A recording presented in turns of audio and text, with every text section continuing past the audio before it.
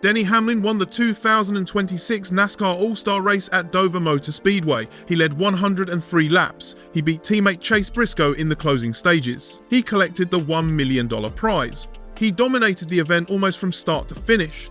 And then, in the post-race press conference, the winner himself questioned the entire format of the event he had just won. The reward for winning definitely felt like an all-star race, but the race itself was so long. The All-Star Race is typically the shortest race of the year. It felt like the Coke 600 or the Southern 500. It just took forever. That is the winner of the All-Star Race telling you the All-Star Race was not good enough. He was not alone. Chase Briscoe said the whole weekend did not feel like an all-star race, just a normal points race weekend. The race itself was interrupted by a 9-car crash on lap 2 that eliminated former all-star winners Larson and Blaney before the event had barely started. And a format that was supposed to excite fans with inversions, tyre rules, and a pit crew challenge produced an afternoon that most observers described as a solid Dover race, but not a memorable all-star race. Start with what actually happened on Sunday. The race began at 1:05 in the afternoon local time. The daytime start was immediately identified as a problem by everyone in attendance. North Wilkesboro was electric in the evening under artificial lights. Dover in the afternoon looked and felt like any other Sunday race. Within 2 laps, Ryan Preece made contact with Todd Gilliland entering turn 1, triggering a 9-car pileup that brought out a red flag.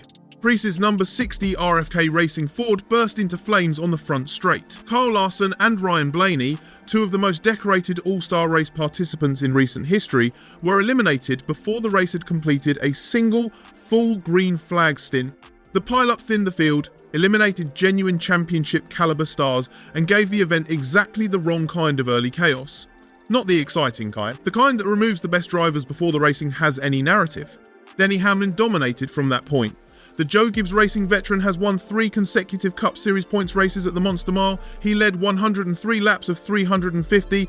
The inversion that sent the top 26 finishers from segment 1 to the back 4 segment 2 briefly shook up the order, but Hamlin recovered immediately and was back at the front within 15 laps. The final 200-lap segment was effectively a Hamlin procession interrupted briefly by Briscoe. Nothing about the competitive outcome suggested the exhibition format had produced a different kind of racing from a normal points weekend. The driver feedback after the race was the most damning element of the entire afternoon. Chase Briscoe delivered the most complete assessment. Maybe because it is during the day, but the whole weekend did not really feel like an all-star race. It just felt like we were at a normal points race. We had practice, which was cool, but definitely did not feel like an all-star race. Hamlin himself was even more pointed after winning. I feel like an all-star race should be at night. I do not care where it is. That single sentence contains the entire problem. The All-Star Race is supposed to be special. Night racing is special. The event at North Wilkesboro, under the lights, with the historic short track atmosphere, felt special because it was different from every other race on the calendar.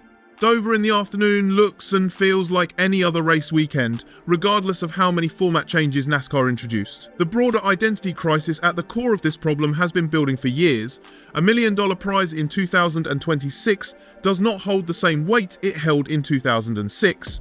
The Clash has suffered the same identity crisis, which is why NASCAR has moved it repeatedly to unique locations like the Los Angeles Coliseum and Bowman Gray Stadium. That logic worked at North Wilkesboro. It has not worked at Dover.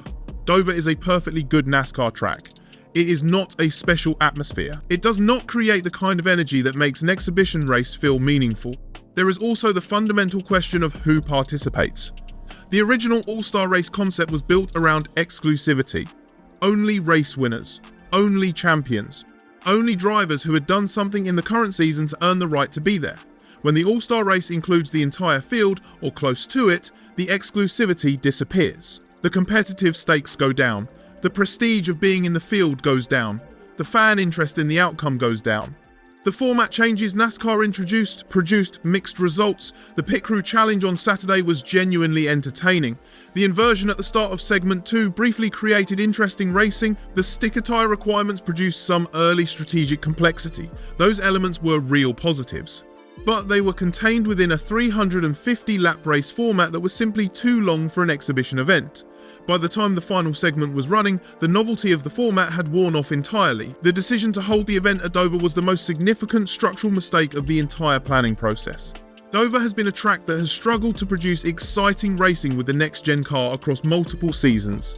The racing tends towards single file in the long runs.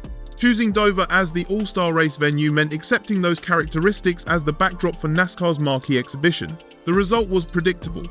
Dover produced a Dover race. It was a good Dover race. It was not an All Star race. For what comes next, the driver feedback points clearly in one direction. Move the event back to a venue where the atmosphere is special. Make it a night race. Restore the exclusivity of eligibility. Shorten the race distance to create genuine urgency in every lap. The North Wilkesboro era worked because it combined all of those elements. If North Wilkesboro is no longer available, find another venue that can replicate the energy. Nashville. Bristol under the lights. Any of those options would deliver more of what the All-Star Race is supposed to be than Dover in the afternoon. For Hamlin specifically, the victory was a genuine personal milestone on one level and a source of frustration on another. He dominated a race at his best track. He won $1 million. But Hamlin made clear after the race that the All-Star Race win does not count toward his official win total. That distinction matters because Hamlin, at 45, is racing towards whatever his final win total will be. His post-race retirement comments, where he described not wanting to be mediocre and wanting to finish his career at this level, reflected the frustration of a driver who knows his competitive window is closing and does not want to spend it winning races that do not matter officially. The broader question for NASCAR is whether the All-Star Race can be rescued from what has become an identity crisis. The format has been changed multiple times in recent years, the venue has been changed, the eligibility has been adjusted. Each change has produced brief enthusiasm followed by the same fundamental problem.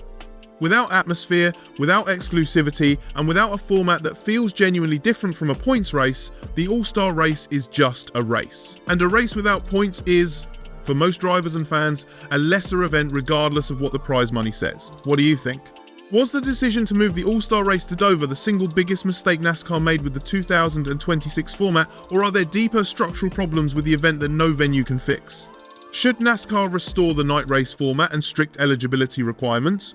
Or is the All-Star Race simply no longer relevant enough to save, regardless of what format changes are made? And does Denny Hamlin's honest post-race criticism, coming from the winner himself, represent the most powerful possible signal that NASCAR needs to fundamentally rethink what the All-Star Race is supposed to be? Drop your predictions in the comments. And if you enjoyed this breakdown, smash that like button and subscribe for more NASCAR news. I'll catch you in the next one.